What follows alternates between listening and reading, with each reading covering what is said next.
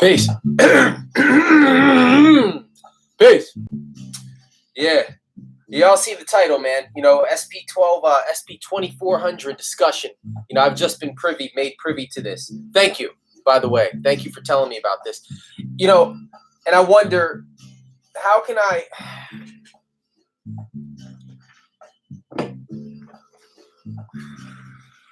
really dive into this without being a throbbing prick about it, right? So I'm going to wait until, you know, I don't know if Chris, if you're showing up today or not, you know, if you're around, but I'm going to wait a couple minutes and kind of finish out some of these sequences I'm trying to polish up in my little bag of tricks, you know?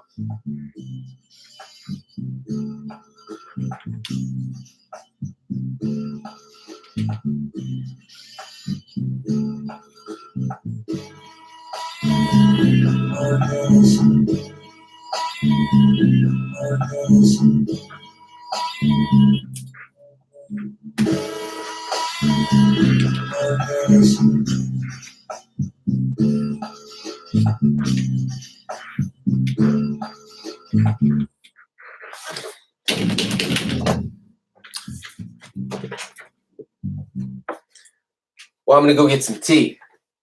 So those of you watching this, maybe, by the way, this is one of my old tricks, man. I've had this baby for 25 years. This is just, you know, if you don't already know, you should know.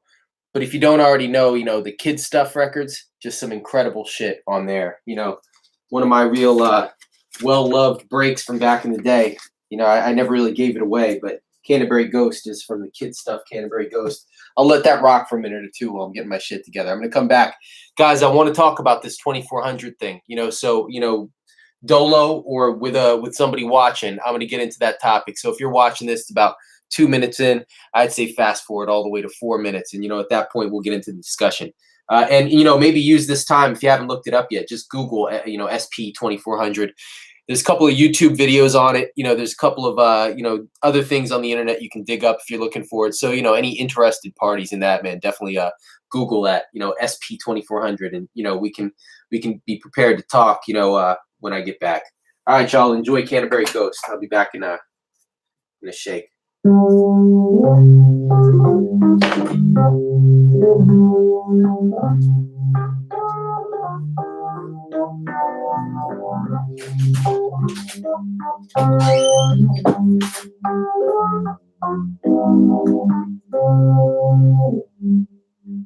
It all started one afternoon in early spring. Rhonda and James Canterville were sitting in their living room after dinner watching television. Their two children, Anna and Larry, were upstairs doing their homework when there came a knock at the front door. Don't worry, dear. I'll get the door. Oh, hello. Are you James Canterville of the Third? Yes, that's me. Can I help you? I hope so. May I come in? I have some news to give you. I'm sorry if I sound mysterious. Oh, please, come in. My wife is in the television room. Dear, there's a... Excuse me, but what did you say your name was? I didn't. My name is Beecham from the Charles Trust Company. I have some very exciting news for you and your family. Well, Mr. Beecham, what is the news? You, sir, had an Uncle Clarence Canterville of Essex in England. I seem to remember Mother speaking about her long-lost brother. Well, he passed over 3 weeks ago. I'm sorry to hear that, but what does all this have to do with me? Well, he owned a castle. A real castle? Built 500 years ago, and as you are the last of the Cantervilles, you now own it. We own the castle. I don't believe it. Neither do I. But in order to take ownership of it, you and your family must live in it day and night for at least 1 week, beginning 3 weeks from today. Is that all? That is it. If you spend a week there, it is yours. If for any reason you move out before the 7th day, the castle will belong to the county. What do you think, dear? I can take my vacation now instead of later in the year. Mr. Beecham, I shall arrive with my family at the Castle Canterville 3 weeks from today. Thank you, sir, and good luck. All right. Here, will you sign the agreement right here?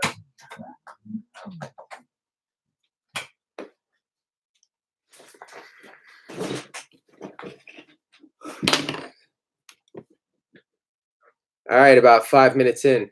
So yeah, let's talk about it. The MPC 60. That's the machine that I started on, the MPC 60, and then a 62. The SP-1200 is super important to me, though. And also super important to hip hop, and the fact that they're doing this. They're doing this, I guess, a remake of it, or an update, or an upgrade. I just caught wind of it, and apparently the person that's doing it is not somebody who's making themselves known. So I don't know how they're funding it, or what they're. And sorry about this, guys. Like, anybody who knows me knows that I'm real bad with computers. I'm just trying to get some fucking music up. So anyway, so it's a matter of concern. It's like, so you got firstly, we got to talk a little bit about the crystal skull syndrome, which I brought up yesterday when somebody first told me about this.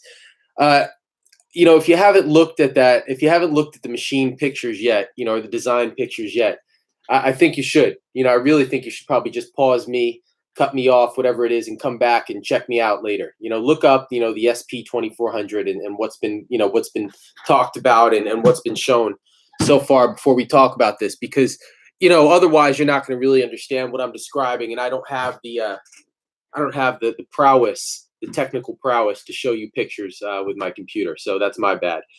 Anyway, so I saw the pictures, man, and guttural reaction, first guttural reaction, not good.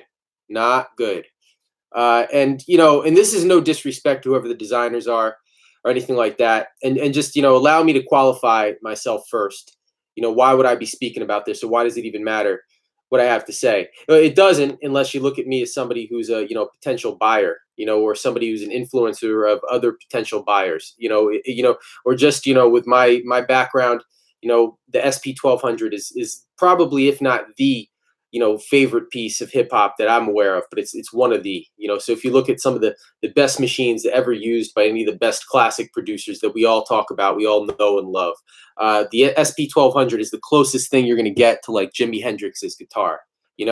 So not only is it a piece of equipment from the past that's still used today, because if you go on eBay, you'll see that they rise up well past $5,000. Just to give you my background to kind of qualify myself, because I'm not a great beat maker by any means, but I am a lover of great samples, and I've been messing with it for a long time. It's not my forte.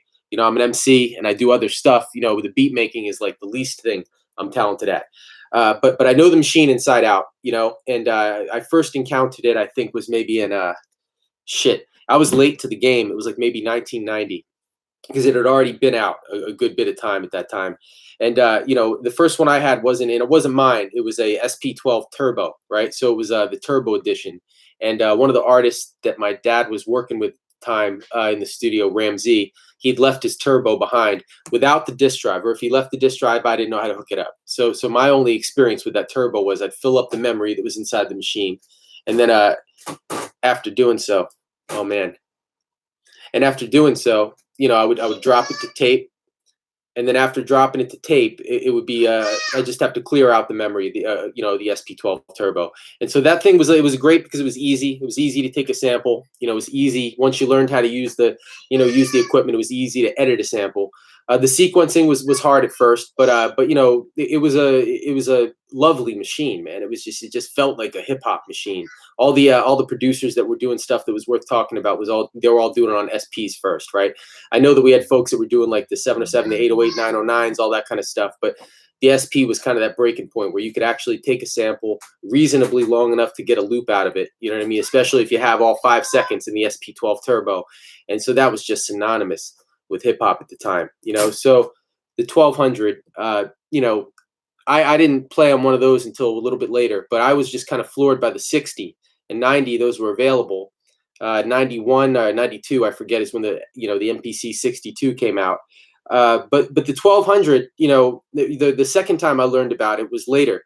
And when I talk about Goonies 2, in the title there, what I mean by that is like, think about, the times when like, Goonies came out when all of us were kids, we're 9, 10, 11 years old, something like that.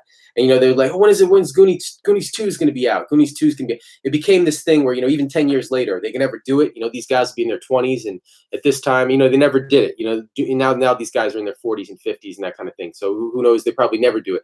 But if they did do it, we'd have to ask ourselves the question, would it be any damn good, right? Because Crystal Skull came out, and that's kind of like a blight on the Indiana Jones legacy. You know what I mean? As far as I'm concerned, it diminishes, the first 3 films, right? In popular culture, it doesn't even have to be my opinion. That's how it's seen. They make jokes about it. So I'd hate to see something like that happen with the SP-1200, because I definitely, care more about that than I do the Indiana Jones trilogy. And so looking at it, for what it is, the design I'm seeing is like, here's a couple of red flags, right? And this strikes me immediately when I see the design. Firstly, the size of the buttons, right? The size of the buttons have been changed, and it looks like if they're cutouts for buttons to inhabit some space there, they're not going to be the classic black hard plastic buttons that we're used to. It's not going to be the classic small square white buttons that we're used to. And I'd say it's a deal breaker. I say you don't use the original fucking buttons. It's a deal breaker. I don't care what your reason is. I don't care if the little plastic pad jammies like this last longer. But if they look like this, which looks like the size and shape of like an MPC button or a Native Instruments machine button, if they look like that, then we're talking about something that's an immediate turnoff, right? Because the SP-1200, out of all the hip hop machines that we've got, those pads are distinctly different. Those are the hard plastic pads. That's one of the reasons we love the SP. So I see what you're doing with this. You guys are kind of like, well, we can get that crunch. We can get that crunch somehow. I've heard that from a million people. I've heard that from Native Instruments. That shit doesn't sound like an SP-1200. Not when you put that setting on. Anybody who's worked with an SP or an SP-1200, that shit doesn't sound like one. And to qualify myself further, in terms, like I said, I'm not a good producer, right? But, I was taught how to use an SP-1200, if it means anything to you, by my mentor, Tony D, right? He produced Poor Righteous Teachers, Rock This Funky Joint, YZ, the list goes on and on and on and on. So, a good friend of mine, is the person that presented that SP-1200 to me and how to use it and showed me the little tricks. And even though I'm not as talented a producer by leaps and bounds as him, or he was, rest in peace, the fact remains is I was introduced to that machine by somebody who was a master at it, right? And I can't speak for him. He's passed away.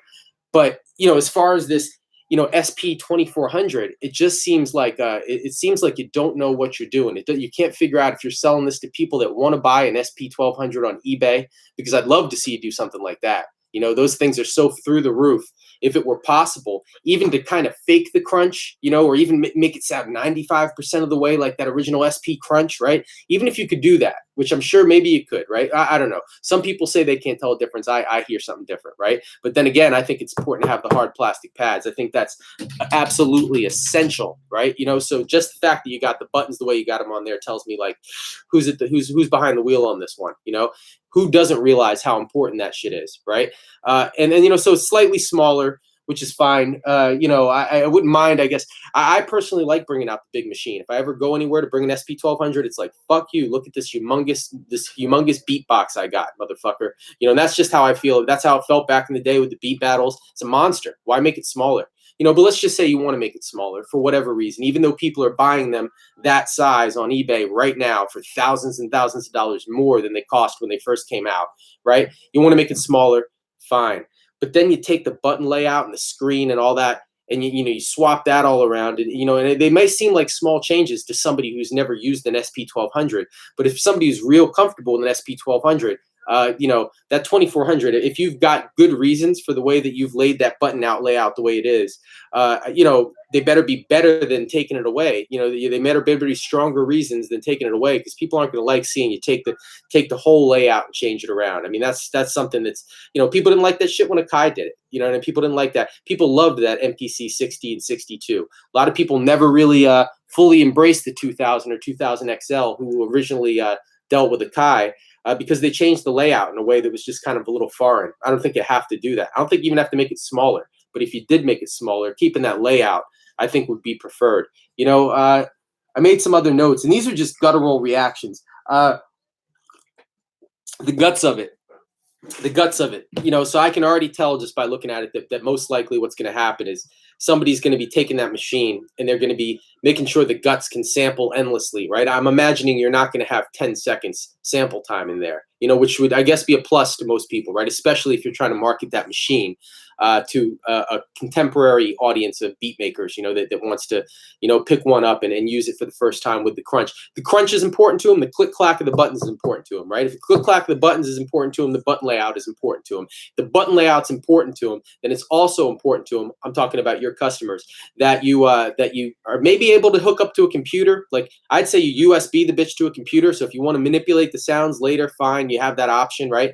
But make an unlimited sample time, or just 40 seconds is too much. If it's 2400, I would say make that bitch 20 seconds. If you got 10 seconds on original SP, make the 2400 20 seconds. And if you can only capture 2.5 seconds in each one of the pads, right, then maybe what you do is you let it be 5 seconds in a pad or something. But that limitation, even though it was determined by the lack of technology back in the day, it's become a staple for the SP-1200 and these old machines, by taking that out and just opening it up and making it basically a dump truck of sounds. You know what I mean? That's not how we use these things, man. We trim the fat on these fucking machines, man. And it's just like, taking that out of the workflow, taking the buttons and changing them around. What do we got besides the crunch that makes it an SP, and the fact that you made it gray? So I guess another thing is, how connected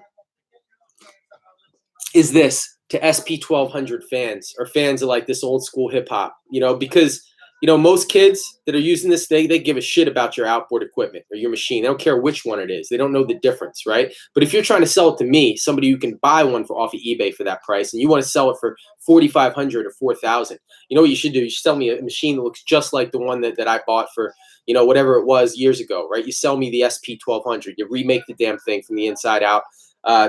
You keep you want to beef up a little bit of the memory, or beef up a couple of things. I mean, that'd be great. But when we buy an SP, we want to get an SP. So I'm wondering how connected you are to the people that really loved these machines when they were out there, right? Because anybody who loved one of these machines, is going to understand that there was a thing about it that you lose when you start reducing it down or making these changes. My biggest concern, because like I said, I'd almost rather have no SP, come out, rather than them kind of ruin the SP, in people's minds, the classic SP we know, with some kind of a modern rendition of it that doesn't work. I feel like another concern I'd have is, like, if you're not connected to these people, that are into, and maybe you're talking to Pete Rock or something like that. But my thing is, if you're not, you should get in contact with them, because, like I said, if those hard plastic, buttons bother me, if these different things I'm talking about bother me, they're going to bother other people.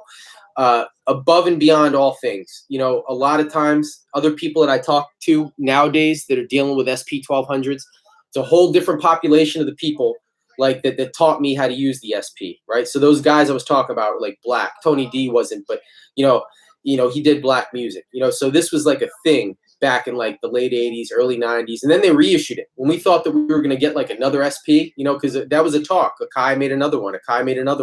Is Emu going to make another one? And instead they just reissued it, right?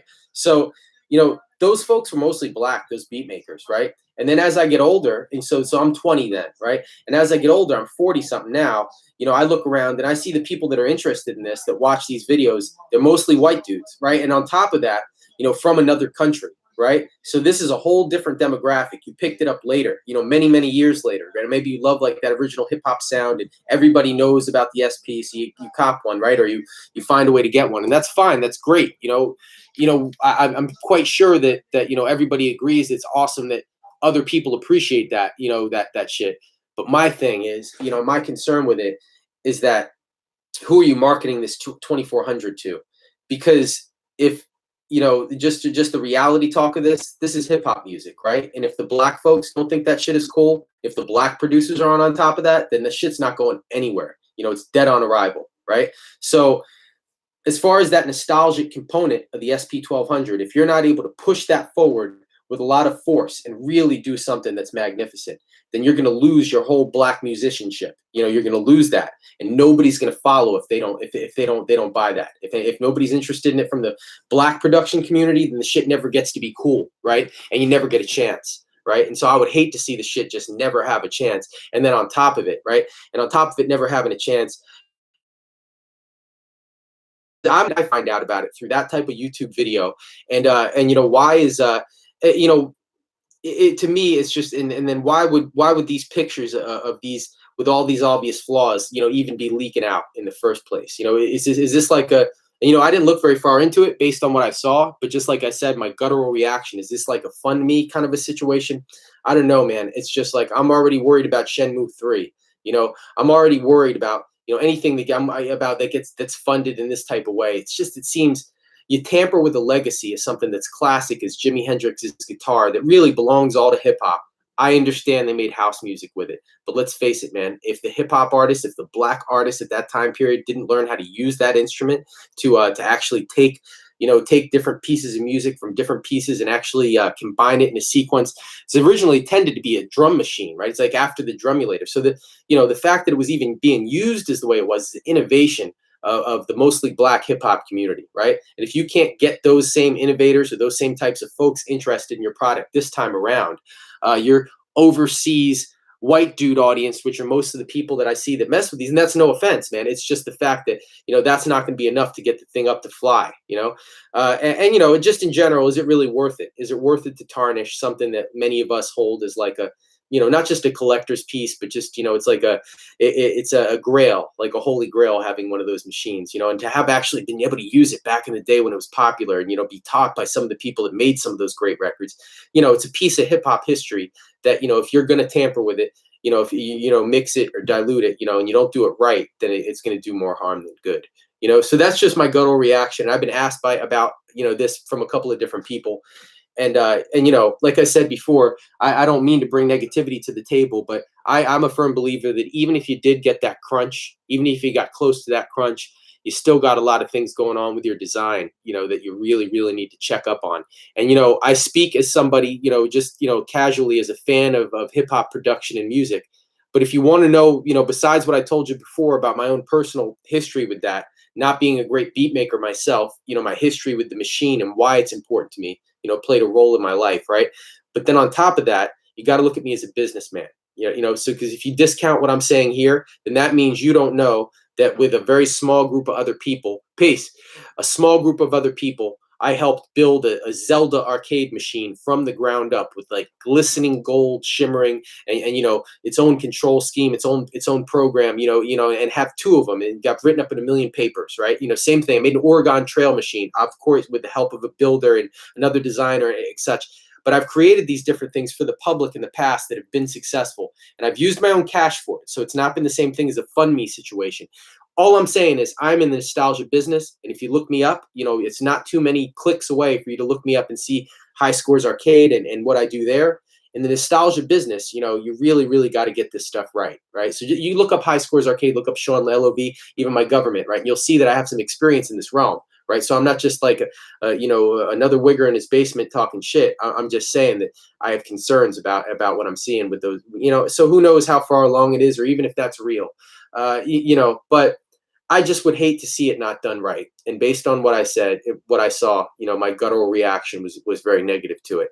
And it's a shame because when I heard rumors about it, I was immediately excited. And I was really hoping that have you seen anything about this, by the way, man? But yeah, so I was disappointed in what I saw. Take it for what it's worth. I'm the kind of person where, I feel like it should be very similar to what it was originally.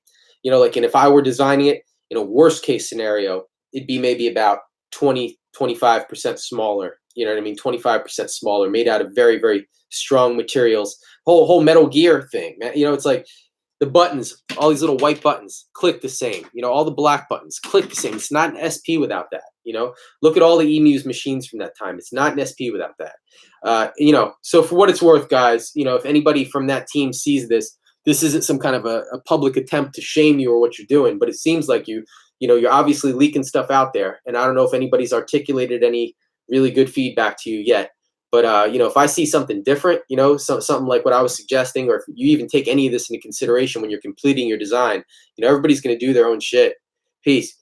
Yeah. So, everybody's going to do what they want to do. That's fine. kick my dog, take my last beer, slap my wife, you know, change my SP-1200, motherfuckers. I'm sorry, man. I just, you know, I already kind of went into this, guys, and I went over it. Simply dope. That sounds familiar.